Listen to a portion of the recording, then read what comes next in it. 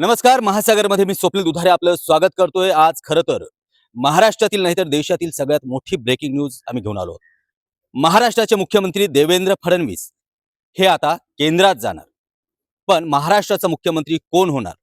या सर्व प्रश्नांना आता आम्ही वाचा फोडणार आहोत. खरं तर ही सगळ्यांसाठी एक धक्कादायक बाब आहे.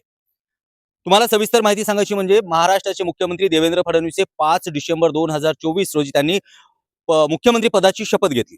पण त्यावेळेला कदाचित हे आपल्यास माहिती नसेल, पण त्यावेळेला 1 वर्षासाठी मुख्यमंत्री पद त्यांच्याकडे देण्यात आलं होतं आणि ते टप्प्याटप्प्याने मुख्यमंत्री पद वाढवण्याचं देखील बोललं जात होतं. ह्या सगळ्या गोष्टी राजकीय आहेत आणि अंतर्गत ह्या गोष्टी आहेत, की अंतर्गत असं ठरलं होतं, की 1-1 वर्षाचा कालावधीने देवेंद्र फडणवीस यांचं मुख्यमंत्री पद हे समोर जात जाईल. पण आज नुकतीच महत्वाची बाब मी तुमच्यासमोर मांडतोय ती म्हणजे केंद्राचा विस्तार होणार आहे. केंद्रीय मंत्रिमंडळाचा विस्तार होणार आहे. येत्या पावसाळी अधिवेशनाच्या संसदीय पावसाळी अधिवेशनाच्या अगोदर हा विस्तार होणार आहे. असं असताना मुख्यमंत्री देवेंद्र फडणवीस यांना कदाचित केंद्रामध्ये अर्थमंत्रीपदी नियुक्ती केली जाईल अशी देखील आता चर्चा सुरू आहे. खरं बघायला गेलं तर मुख्यमंत्र्यांनी नुकतीच पावसाळी अधिवेशनाच्या शेवटच्या दिवशी एक घोषणा केली म्हणजे शेतकऱ्यांच्या कर्जमाफीबद्दल.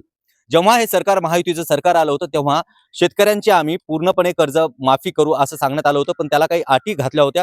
त्या अटी ज्या पद्धतीने मागे घेण्यात आल्या, खरं बघायला गेलं तर ह्या अटी काय होत्या तुम्हाला माहिती आहे, की 2 लाखापर्यंत शेतकऱ्यांचं कर्ज माफ केलं जाईल. म्हणजेच त्या अटी अशा होत्या, की ज्यांना 2 लाखा पुढचं कर्ज आहे त्यांना ते माफ केलं जाणार नाही, किंवा जे यापूर्वी ज्यांना कर्जमाफी मिळाली आहे त्यांना या कर्जमाफीचा फायदा भेटणार नाही. अशा बऱ्याचशा एक 20-25 अटी होत्या. त्या सगळ्या अटी आता रद्द करण्यात आल्या आहेत. त्याच्यानंतरची एक गोष्ट आहे, फक्त यात एक अट आहे, ते म्हणजे करदाते जे शेतकरी आहेत त्या संदर्भात राज्य सरकारने केंद्राकडे प्रस्ताव मागितला आहे, की यात करदाते शेतकरी कोण जे करदाते आहेत अशांना बहुतेक कर्जमाफी मिळेल की नाही यावरती अद्यापही कुठली चर्चा झालेली आहे. पण हे मी तुम्हाला सगळं का सांगतोय, त्याच्या मागचं एकच उद्देश आहे, ते म्हणजे देवेंद्र फडणवीस जर मुख्यमंत्री पदावरती 2029 पर्यंत राहिले असते तर ही कर्जमाफी आता केली नसती. जरीही अंदाज असा व्यक्त केला जातो, की ते टप्प्याटप्प्याने कर्जमाफीचा एखादा निवडणूक समोर आल्या वगैरे तर कर्जमाफी होईल असा अंदाज व्यक्त केला जात होता. पण कर्जमाफीला फ्लेक्झिबिलिटी जी आहे ती आणण्यात आली आहे. त्याच्यावरून एक गोष्ट कळते, की केंद्रीय मंत्रिमंडळाचा विस्तार जो होणार आहे आणि या ठिकाणी जे चर्चा सुरू आहेत यामध्ये अमित शहा हे उपपंतप्रधानपदी बसू शकतात. मग तुम्हाला पहिला प्रश्न असेल महत्वाचा, की महाराष्ट्राचे मुख्यमंत्री कोण? तर महाराष्ट्राच्या मुख्यमंत्र्यांबद्दल तुम्हाला सांगायचं झालं तर सध्या बावनकुळेचं नाव हे चर्चेत आहे. पण ही फक्त चर्चा आहे, त्यामुळे हे पद कुणाला जाऊ शकतं याबद्दल अजिबात आता सांगणं योग्य ठरणार नाही.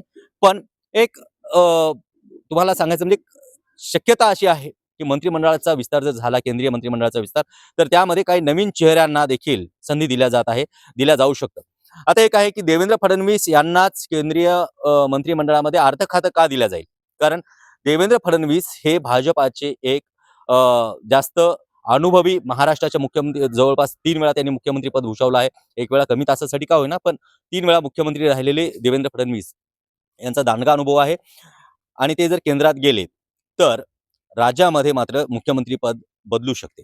आता त्या पलीकडचं जर राजकारण आपण पाहिलं तर त्या मागचं दुसरं एक राजकारण येतं, ते म्हणजे ज्या आम्ही महासागरच्या पूर्वीच्या एपिसोडमध्ये सांगितलं होतं, की अमित शहा हे देवेंद्र फडणवीस यांची कुठेतरी पंख छाटतात अशी चर्चा आहे. ते का छाटतात हे आम्ही यापूर्वीच्या एपिसोडमध्ये सांगितलं होतं.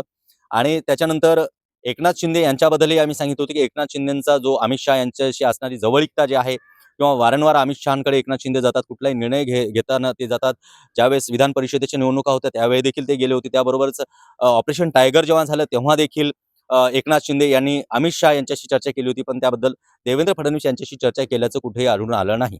असं असताना आपण पाहतोय, की एकीकडे उपमुख्यमंत्री सुनित्रा पवारजी हे देखील छोट्या मोठ्या ज्या बैठका आहेत ते थेट अमित शहांसोबत हे करतात. म्हणजे देवेंद्र फडणवीस यांना डावलण्याचा प्रयत्न या ठिकाणी केला जातोय, त्यांना एकतर्फी पाडण्याचा प्रयत्न केला जातो. यातून आता एक लक्षात येतंय, की येणाऱ्या केंद्रीय मंत्रिमंडळाच्या बैठकीमध्ये किंवा विस्तारामध्ये कदाचित देवेंद्र फडणवीस यांना अर्थमंत्रीपद मिळू शकते. पण महाराष्ट्राचा मुख्यमंत्री कोण होणार याबद्दल आता सांगता येणं योग्य नाही. पण नाव सध्या चर्चेत आहे, ते म्हणजे बावनकुळे यांचं.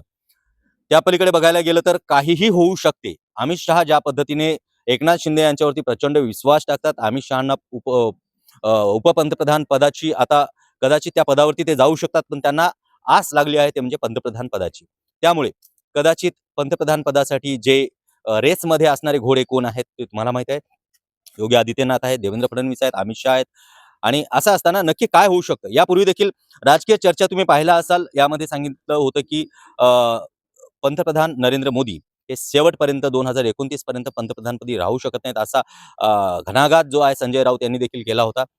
ह्या सगळ्या गोष्टीला जर धरून पाहायला गेलं तर उद्याची जे म्हणजे हे आता संसदीय पावसाळी अधिवेशन आहे, त्या अगोदर जो मंत्रिमंडळाचा जो विस्तार होणार आहे, त्या अगोदर किंवा पावसाळी अधिवेशनात जेव्हा केव्हा विस्तार होईल त्याकडे मात्र सगळ्यांचं लक्ष लागलंय. कारण राज्याचंच नाही तर देशाचं राजकारण या ठिकाणी बदलू शकते, यात काही शंका नाही. तुम्हाला ही माहिती कशी वाटली नक्कीच कमेंट्स करा, लाईक्स करा आणि आवडली तर नक्की शेअर करा. पाहत राहा महासागर न्यूज.